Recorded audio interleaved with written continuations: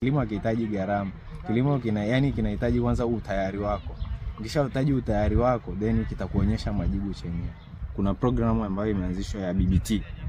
Hii programu imeanzishwa ya BBT ni kwa ajili ya encourage vijana au kuhamasisha vijana kuingia kwenye kilimo.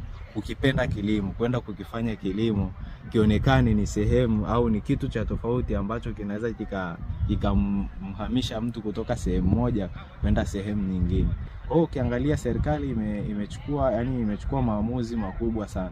Kwa haraka haraka unaweza ukachukua maamuzi ya serikali kama ni maamuzi complicated, lakini serikali ina lengo la kuwasaidia vijana. Na ukiangalia toka mama ameingia madarakani, anawapenda vijana sana. Ndio maana unakuja kuta ameleta programs kama hizi ya BBT ni kwa ajili ya kuwasaidia vijana watoke kwenye zile fikra zao ambazo zinaonyesha kwamba hawa vijana ni wanachukua muda mwingi kwenye kubeti, kwenye kufanya nini. Kwa vijana kama vijana wanatakiwa wachukue hii kama fursa. Mama anatenda mambo makubwa sana. Kwa haraka haraka tunaweza tusiaone, lakini for the future tutakuja kugundua kwamba nini target ya mama. Kwa hiyo nafikiri mama anaupiga mwingi sana kwenye swala hili la kuwasaidia vijana. Nini wito wako kwa vijana wenzako ambao labda inawezekana hawajawa na hamasa ya kuingia kwenye kilimo au kuona fursa nyingi zilizopo kwenye kilimo? Sasa wewe kama mtaalamu na kijana pia, je, ni fursa zipi ambazo zipo kwenye kilimo ambazo vijana wanaweza kuzitumia, lakini wito wako kama hamasa kwa vijana hao?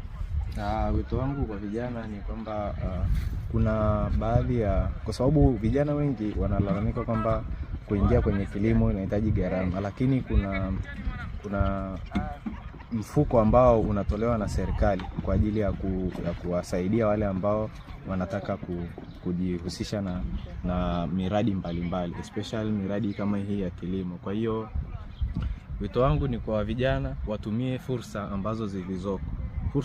Serikali inatenga fungu kwa kuwasaidia wale vijana ambao wapo tayari. Kwa hiyo vijana tujiunge, tuwe kwenye makundi ambayo tukiwa pamoja, tukienda kwenye sehemu husika tunaweza tukasaidiwa. Asante sana Mr. Tesha.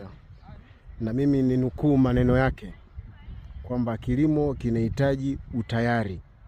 Fursa ziko nyingi kwenye kilimo, pesa zipo kwenye kilimo, kikubwa ni utayari na uthubutu kwa vijana. Asante sana.